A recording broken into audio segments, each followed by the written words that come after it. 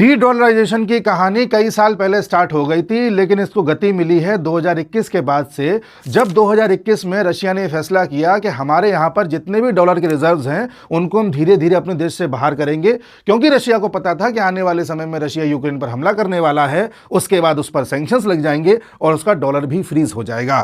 2021 के ही अंत में पुतिन भारत आए थे और मोदी जी से मिलकर के उनको ये प्लान समझाया कि हम डी डॉलराइजेशन की ओर आगे बढ़ रहे हैं, अमेरिका और यूरोप की हेजेमनी को कम करने वाले हैं और वर्ल्ड को मल्टीपोलर बनाने वाले हैं। अगर भारत भी सहयोग करेगा तो सबका फायदा होगा।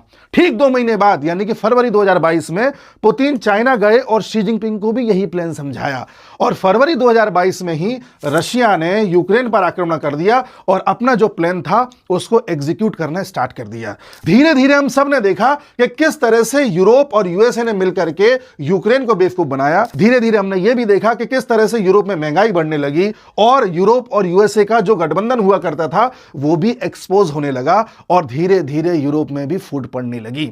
यानी कि सब कुछ वैसे हो रहा था जैसा रशिया ने सोचा था और यहीं से भारत ने भी अपने यहां गोल्ड और सिल्वर के रिजर्व्स इकट्ठा करना स्टार्ट कर दिया। अगर हम आंकड़े देखें तो 2022 से ही भारत, चाइना और रशिया ने अपने यहां गोल्ड और सिल्वर के भंडार को तेजी से बढ़ाया है और धीरे धीरे गोल्ड और सिल्वर वेस्ट की तरफ से ईस्ट की तरफ आने लगा है।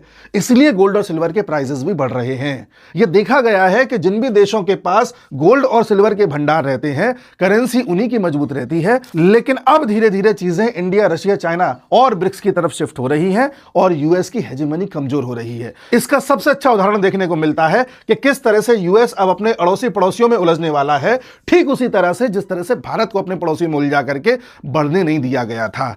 जैसे जैसे यूएस अपने पड़ोसियों में उलझेगा, बाहर से अपनी फौज को वापस बुलाएगा और यूएस के पास अब इतना पैसा भी नहीं है कि दुनिया में फौज भेज करके सब पर डोमिनेंस जमा सके। यूएस के पास $38 ट्रिलियन का कर्ज है, उसे वो भी चुकाना है, गिरते डॉलर को भी बचाना है, दुनिया में अपना वर्चस्व भी बचाना है। ये सब यूएस नहीं कर पाएगा। इसीलिए आप ट्रंप की फड़फड़ाहट देख रहे हैं, इधर यूरोप में नाटो को कमजोर होता देख रहे हैं और बहुत जल्द यूरोपीय यूनियन को टूटता हुआ भी देखेंगे।